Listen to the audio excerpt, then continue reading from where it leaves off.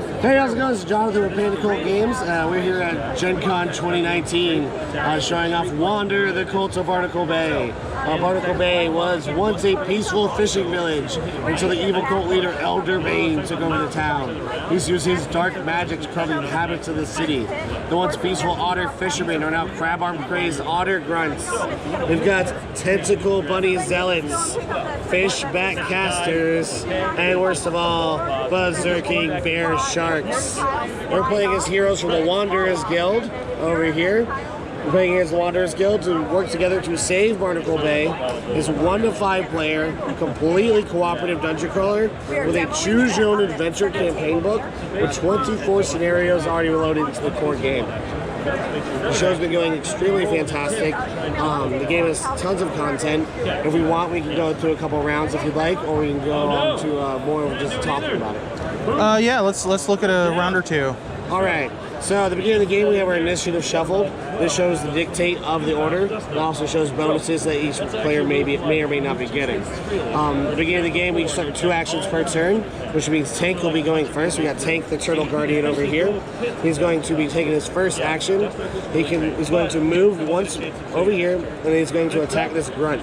He's going to look at his attack from his weapon, which Tank's weapon is this hammer right here. So he's going to roll 3 dice. And he's looking for axes. We got 1 success, let's say for demo purpose. Oh my god, he's got a critical! He rolls another dice, because crits always explode. So we got 3 successes. The otter grunts have a defense of 1, so he automatically blocks 1 damage, and I dealt 2 damage to him. You only roll your own dice, all the enemies are fully automated. Let's say, for example, these darkness squares on the tile, these represent Elder Bane's dark magic shrouding the city. You don't know what's in them until you go in. It could be treasure, it could be an event, which could be good, it could be bad. You don't know until it happens.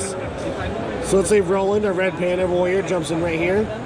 He's got some treasure. So if you go into a square with 2 monsters, all the equipment in the game is unique. There's over 150 different equipment cards. They carry over through the campaign. So that's the lucky gem. There's only 1 lucky gem in the game. Every single piece of equipment is a unique piece of equipment. So you find the lucky gem, or the flaming sword of flames, or the bucket helmet, all completely unique. With over 100 different items in the game, you'll never see the same thing twice, ever. No one's going to have the same equipment, and no one's going to go find the same thing again. Moving on, let's say Ibex's or Goat Wizard jumps into this darkness. He found an event. When you get an event, you flip over an events card. Alright, so moving along, we got Ibex's or Goat Wizard. He's going to just fast forward through the game a bit. He's going to check out this other darkness tile. And we found an event. Whenever you get an event, you draw an event card. And he found Spencer the Town Weirdo. Every town has one. So, you find Spencer the Town Weirdo, he burps at you, and you check your knowledge. Ibex is actually one of the more intelligent characters. He's going to roll 4 dice. Check his knowledge, he needs axes for success. And he got 2. Ironically though, this is one of those event cards that's actually better to be dumb and impulsive than it is to overthink things. Most of the time you want a high knowledge check, but when you encounter the town weirdo, it's actually better to roll low, because we've all had one of those experiences playing a D&D game where someone does something silly and got away with it and it worked out better for him. So he rolled high, however. He did pretty good on it.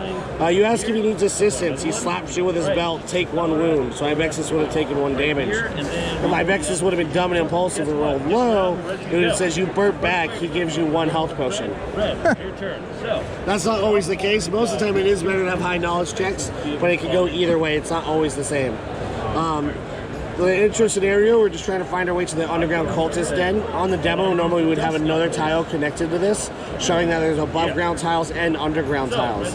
Once you get through the above ground, taking care of the enemies, you would actually go to this ladder token. One character gets the ladder token, and there'd be an underground tile next to it, and you'd flip the tile over to get to the underground tile that would connect to any other adjacent underground tile, creating underground labyrinths so you can go below ground, above ground, and back and forth.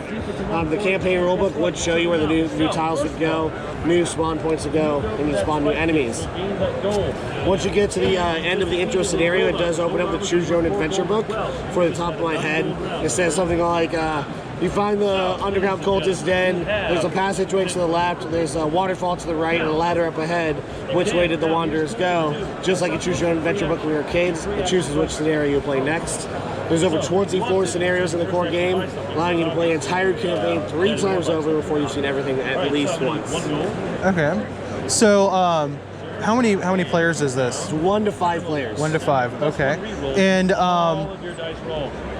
so it's basically a campaign. It's campaign driven, but you can play as one shots, and it's very simple to add and drop heroes whenever you want to. Okay. How long about does each scenario about take? An hour and a half, depending on the mission. Since there are 24 missions, they all play very differently, but it's about an hour and a half for an average game session. Okay. Are there any like legacy components where you? No, you don't destroy any of the components. Anything? The game is always ready to be played again, and it's going to take a lot of gameplay before you've ever seen all of it.